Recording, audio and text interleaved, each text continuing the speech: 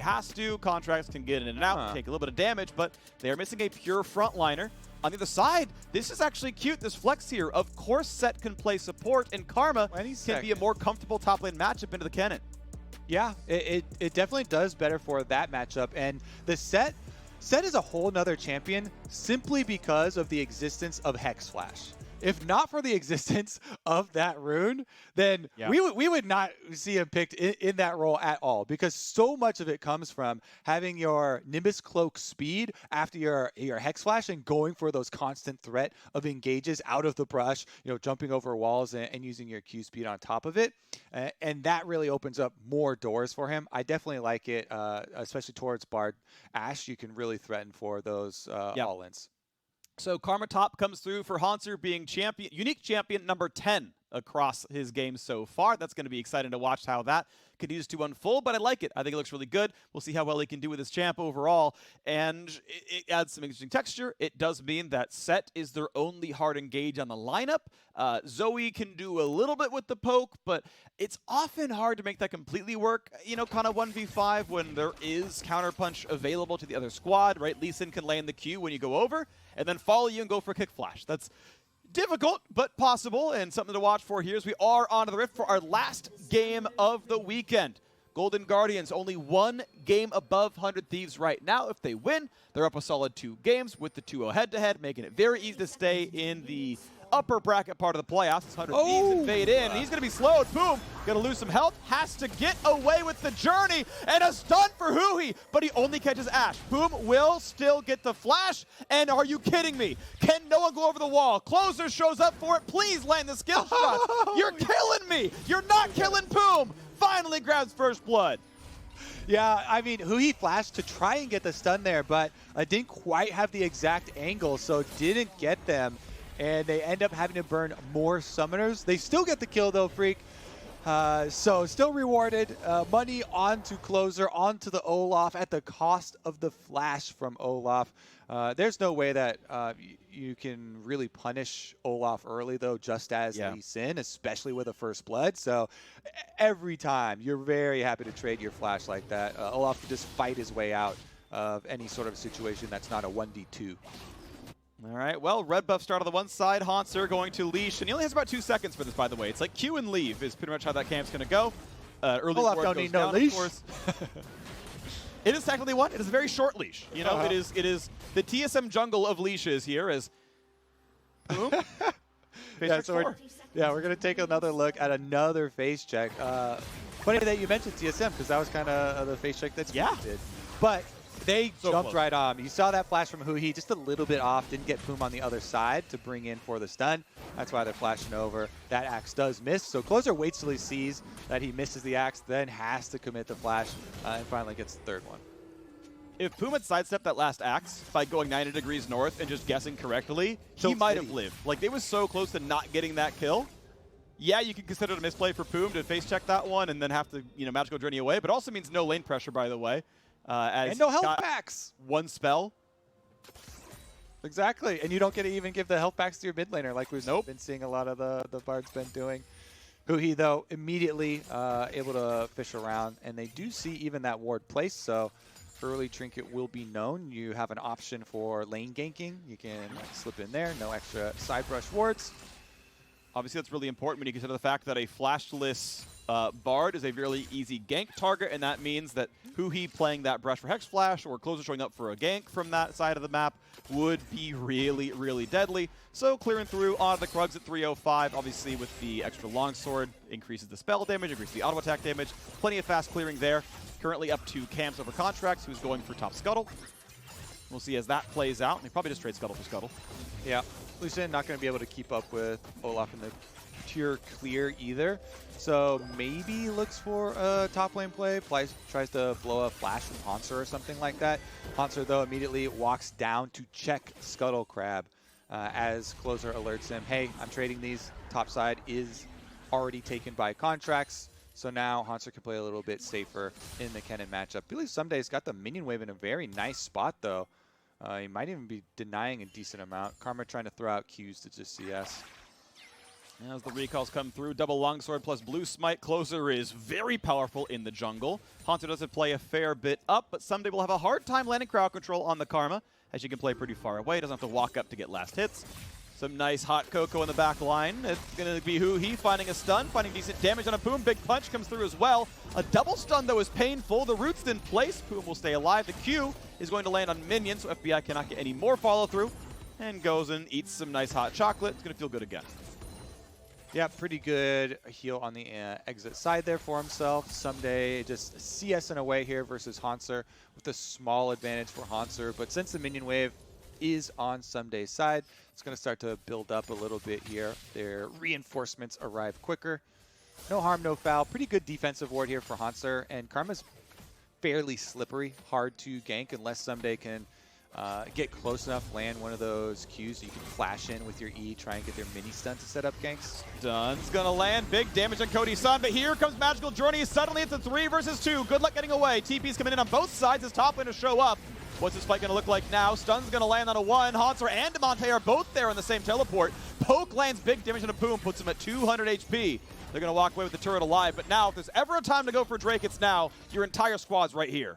Yeah, so there's two choices here. Golden Guardians need to do the Dragon because they committed all resources. 100 Thieves need to have a rotation to send somebody up to get the top wave. So you can already see on the mini-map, Ryoma pushes mid-wave, then heads up top wave to try and push that too. You can try and stay one rotation ahead of your opponents, and they'll just have, upon reset, Ssumday take over the mid-wave.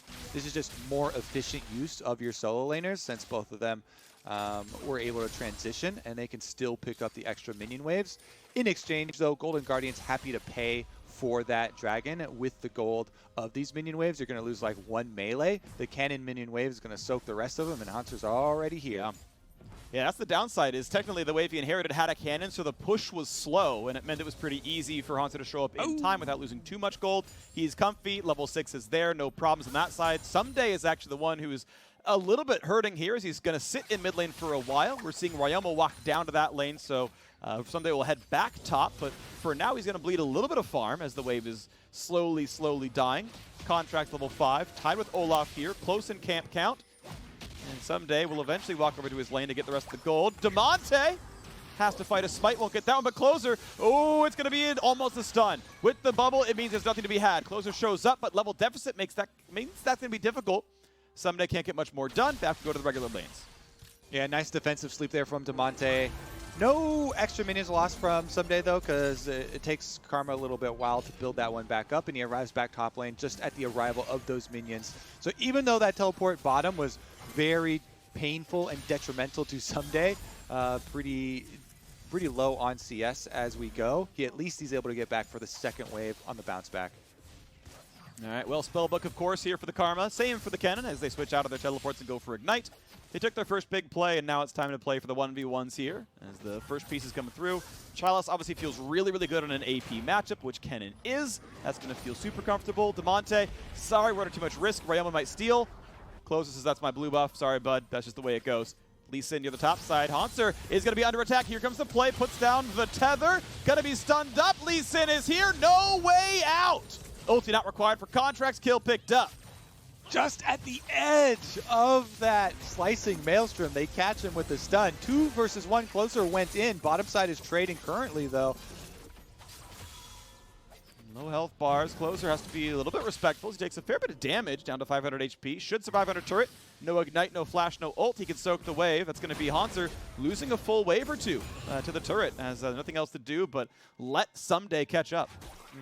And just, we've been talking so much about how aggressive, 100 Thieves look when they switched in Contractz and Poome, and how much Contractz has the highest counter jungle percentage of junglers in the LCS.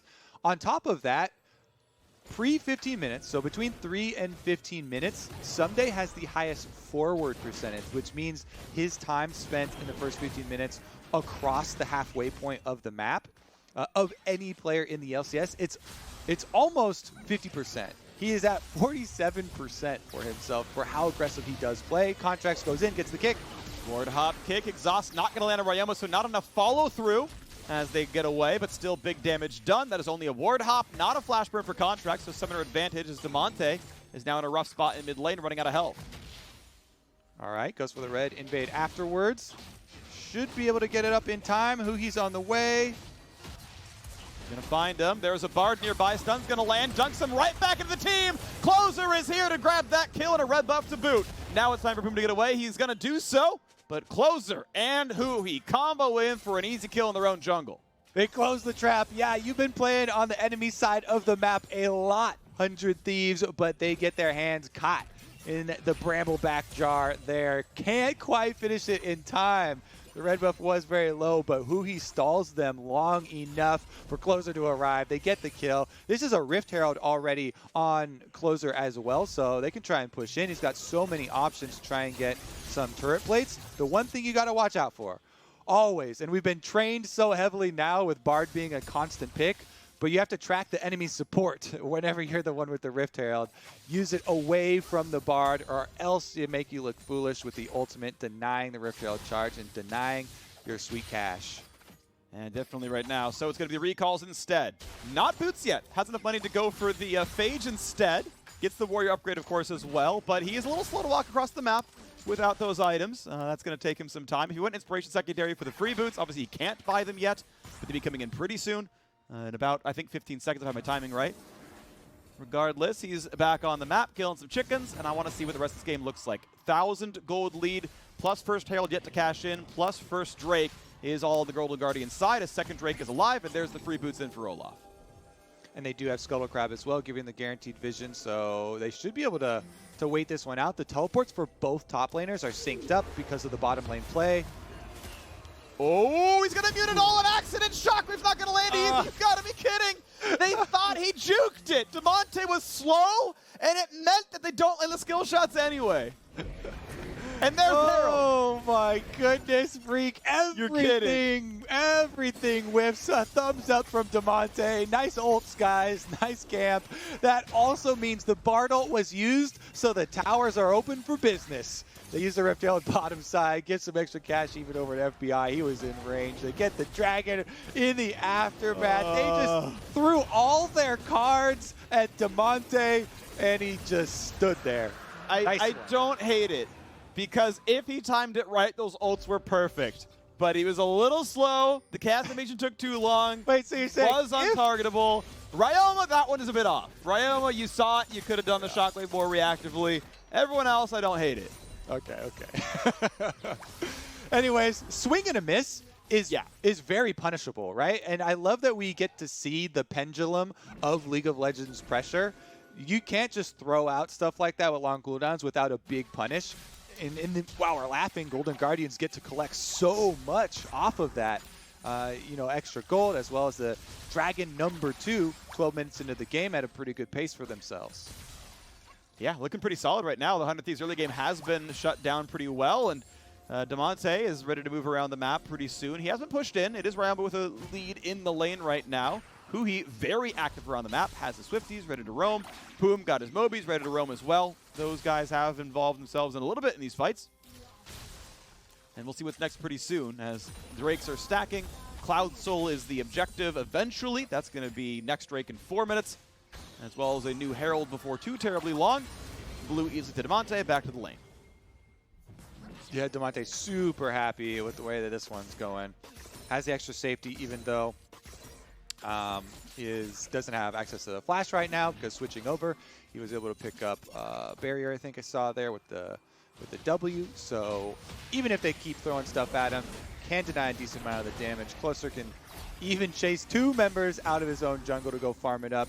Whenever you see that invade, though, you got to know there's wards left behind in your jungle. So they should know they need to do some cleaning on the other side of it. All right, Poome safe on that one. Easy magical draining gets him out of range. Not almost ever worth chasing that one, except unless it's level 1. But, there's something else they can do to you. But otherwise could have been dangerous, so no follow-through. We know bot lane is getting fairly low, and that means this squad can show up and try to knock this one down. Huhi waiting to cash in with his early relic shield. And come on, FBI. Let him get the 21 gold, all right? He's trying to earn you some money. Just let him do it. Yeah, always want to share it there. Make him feel appreciated. He's patrolling. He's got that bush control on the bottom side, threatening for his Hex flash. Actually, it's a real flash right now, still has it up, so could be a quick reaction. I believe they do know that Huhi put this ward in the side brush, so that's why they're not having Contractz move up right now. He's hiding, waiting for the Golden Guardians to make the move. Nope, they had no idea. Here is the squad. They're going to land that stun. This could be all the damage they need. He has to flash early in case there is the Lee Sin shenanigans. So out he goes. Flash down, back to Hex Flash. Huhi is going to be back on that one. Wave going to be cleared away, and I'm just kind of like waiting for Huhi to earn some gold because getting some items is going to feel good. Yeah, definitely the case. And if we start to look at it from 100 Thieves' perspective, game getting really difficult as they're trying to find these opportunities. Ashe Arrow is available, so maybe on the next one you can have better timings with your Bard and Ashe Ultimate, but those are the things they're trying to fish for, because on the top side it's a Karma with Flash Exhaust, very difficult to make anything happen on Hauntzer, and ideally you want to save Ssumday's Summoner spells for the team fight anyway, because they'll be so much more impactful in the team fight. And finding that flank. And it might just have to be another minute of waiting, and then we get our Dragon set up for that Dragon play where 100 Thieves is going to try and crack Golden Guardians Stranglehold on the objective.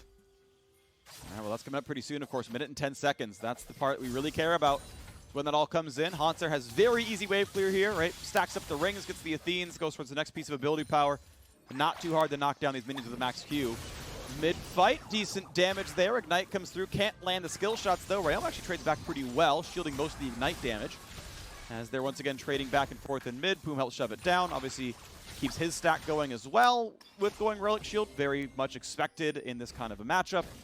And it's going to be Herald first. They've got enough time to knock this one down. Closer level 10 to Contractz level 9. But you can see a 38 CSD at 15. That is a lot of extra farm right there on the Olaf. He's got to be really close to level 11. Would love to have it in time for the Drake fight. That's going to be a bit tough, though. Knocking down a turret won't be too bad, but Cody Sun gets some time in the bot lane. Down about 25 CS. Ardent Sensor done for Hauntzer in time for this Drake fight. And this is going to be the first big battle we're looking for. Both teams going to be ready for this one, 5-on-5. Kennen right now in the top lane, but Ssumday will obviously move down to join if he can. Yeah, and look at the minimap. There are good flank wards for him. They have wards on the red buff. He could teleport in there. Wanted to get in, can't find it just yet. Shielded up though, ready to move forwards. As the first turret will go down as Cody Sun was unanswered on the bottom side of the map. Sleepy Bubble will not hit Contractz. Still fighting over the mid lane right now. Damonte can't find the poke. 100 Thieves back to the mid lane. Shove that one down. Again, they know the Herald charge. That might force the Bard ulti, but Poome probably wants to save it because there could be a team fight happening. But with two players still in mid and Ssumday not showing TP topside. Okay, they did Tempered Fate, which means Bard ult not up for this one. This should be an easy Drake take, and it will be. Now is there a team fight as Contractz has 50 health. Hex Flash over the wall. Huhi wants in. It could just be a dunk on a Cody Sun. Is there a play to be had? Yes, he might almost get Contractz. Finds the slow, pulls him back in. Huhi gets the kill. And now it's time for a re-engage. A portal over the wall. Poome wants to be safe. Ryoma is low. Damonte low as well. The one for nothing. Bottom turret has fallen, but Golden Guardians will trade that one back.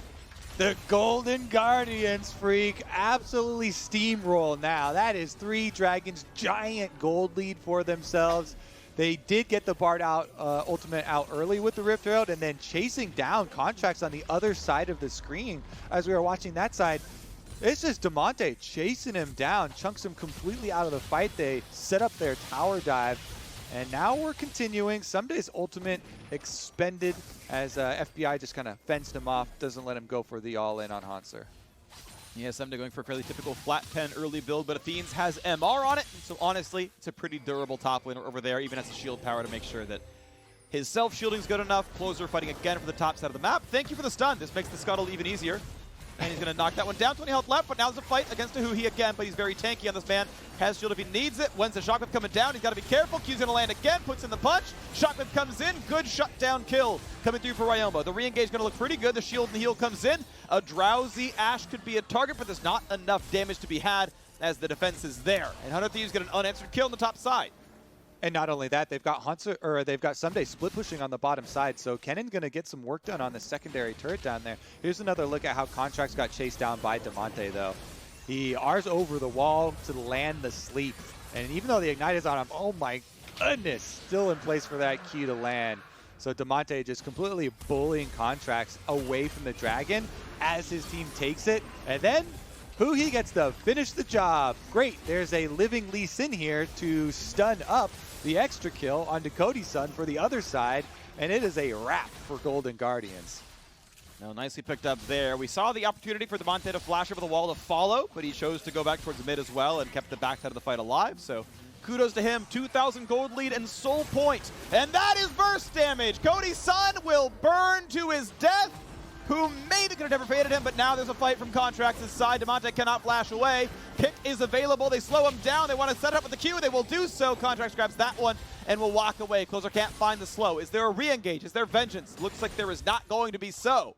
And that is a 1-for-1. A good answer by 100 Thieves.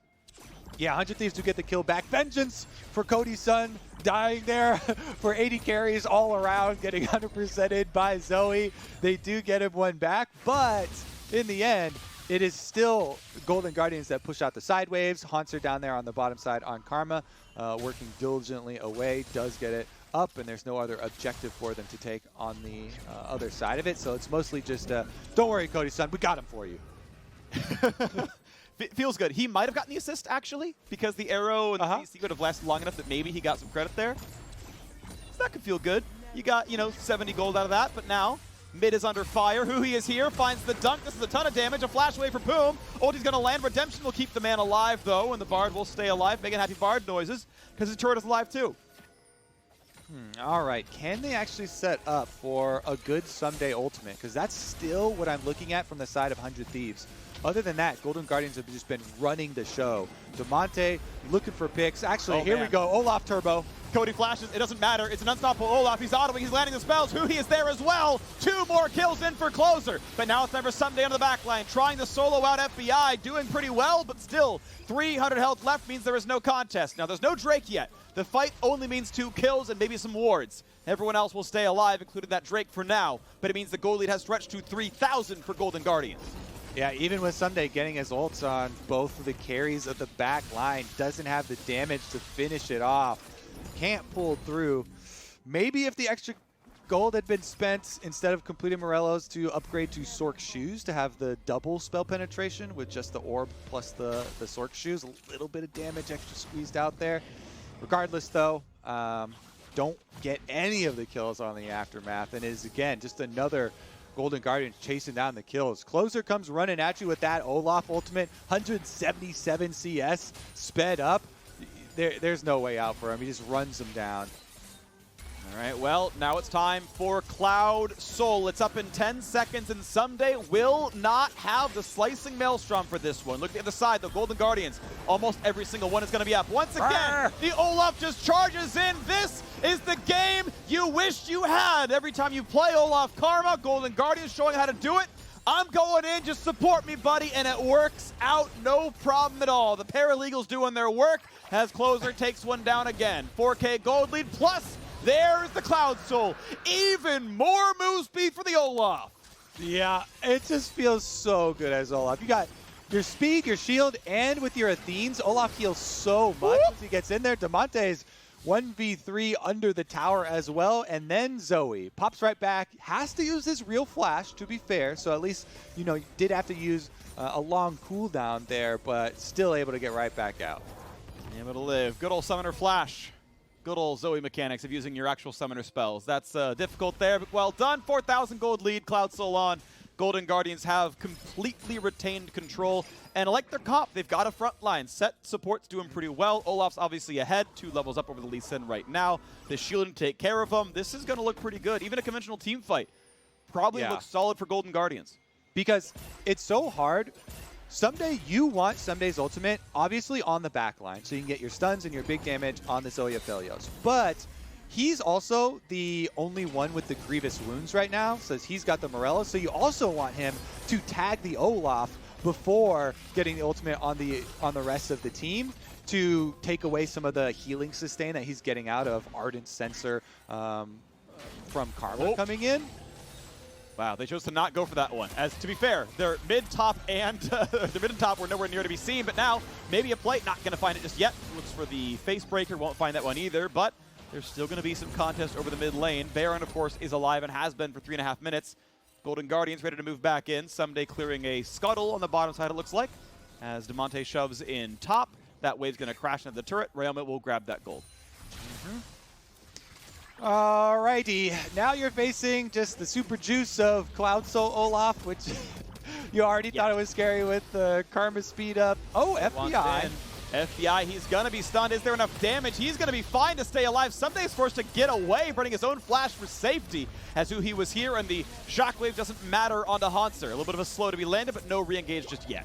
All right, Golden Guardians aren't afraid of anything now. Shockwave is down. The Kennen ultimate and flash are both down. There's nothing to be fearful at all in Summoner's Rift. So you can just easily push out bottom side, set up the entire map in your favor. As long as you get the side waves pushing, just have Karma push one more wave. You can then go get full control of the vision, setting up around Baron or even Elder Dragon. It's a very early pace since they got the Cloud Soul so early. Only 3.5 minutes left more to set up around the Elder Dragon. That is actually easier even to take than the Baron. So they've just got, you know, all the options in the world to them. All right, FBI goes Hex Drinker. Please do not go Phantom Dancer. This is a lesson we learned recently. The tooltips are there. Yeah, I will want to point out, I want to correct Mark Z on something real quick. Hex Drinker and PD never existed in a world where you could ever stack both because PD got a shield way after the change. That blocked the Sterix Hex Drinker stacking. But regardless, yes, you've never been able to do this. Please don't start now. It is not good. PD is very frequently bought on Aphelios, but flat MR obviously very good when you're against flat Magic Pen on Ssumday. You see this build for Kennen. You build the Hex Drinker third. This is correct. FBI is making a good choice. Just don't go Phantom Dancer is all I'm asking for. Mid lane under fire. Let's see the siege. All right, and now we got Ssumday caught. He's got no flash. He's going to get punched in the face. He's getting a shield. The Aphelios ult going to land. Huhi getting a bit low, and he will stay alive on the top side. Gets redemption heal for a little bit, but now the re-engage comes in. Lee Sin already dead. Shockwave gets nothing meaningful as it's time to chase on down. There's kill number 1. It's time for kill number 2. A double 4 closer, and Ryoma is on the way out. He's going to be hit. He's not going to be slowed. He will be sniped, though. And will there be enough of a chase down? Not enough move through to do so, but still 3 kills picked up unanswered. 100 Thieves can do nothing to stop the relentlessness that is Golden Guardians. Golden Guardians will take the Baron, and then they will be in the demolition business. Time to destroy as many towers as you can in the duration. Over under Phreak, 4 turrets. 4 turrets for the Baron for Golden buff? Guardians with their Baron buff, over or under? How many do you think? I'll go over. I think they'll get over 4 turrets because I can't pick exactly 4. All right, well, we are going to take another look at how Ssumday got caught. Huhi, with that Hex Flash you're mentioning, does pull him in. Exhausts do go down, and they get the disengage initially, but look at that. Closer, magical journey right into the middle, and this is Olaf. You pop your Cloud Soul ultimate extra speed. He left Poome for the rest of the team to clean up. He's like, I got better things to do. Chase it down Ssumday. Gets the double kill, and Ryoma's the only one left alive. Yeah, I missed the Huhi chase down. The man ran fast, a 4 for 0. This game is absurdly out of control. Yep, he's back at it again. Running towards Poome, trying to slow him down. You know, we built this pregame about how FBI is so crucial to Golden Guardians. That man could be AFK, and they would win this game. As long as you can last hit minions, you were fine. Poome could buy. I know you tried your hardest. It doesn't matter. Closer now has 7 kills on the board. Very high kill participation here. Obviously, a very good kill streak. I don't think he'll reach the 12 that he got a few weeks ago, but certainly looking good here as it's time for bot lane to take some more damage. They started with 3 turrets. They picked up 1 so far. Waiting now as the Baron buff's about halfway over. Bit of poke coming through. Bot lane still under siege. Yeah, it's so difficult for 100 Thieves because they don't have this setup for even trying to punish somebody who's out of position. Now you just have to continually dodge Zoe poke. You know, the bubbles, the Qs are coming over the wall. Huhi has found Ryoma. He has found himself a kill. Shockwave still cannot do anything meaningful at all. Closer's here to chase down Cody Sun. What does Ashe do? She's built for crowd control, and he is immune to it, but he is in the fountain, and a kill does come through. 1 answered back, but the inhibitor's already gone. They've locked down Poome. They're ready to close the game out right now. They might get 4 turrets, but they might get a Nexus as well. Still a Baron on for a minute. 4 versus 2 inside the base. Turret kill number 3 comes in. Ssumday will try his damnedest, and it will not nearly be enough. I feel like Nexus counts as 2, Kobe. I feel like the spirit of being correct is with me. The turrets are going to fall. Contractz is stuck in the base with a sliver of health, and that is a fast one. That is under 29 minutes. A game win for Golden Guardians, staying 2 ahead of 100 Thieves. And Damonte doesn't even drop the KDA on the way out.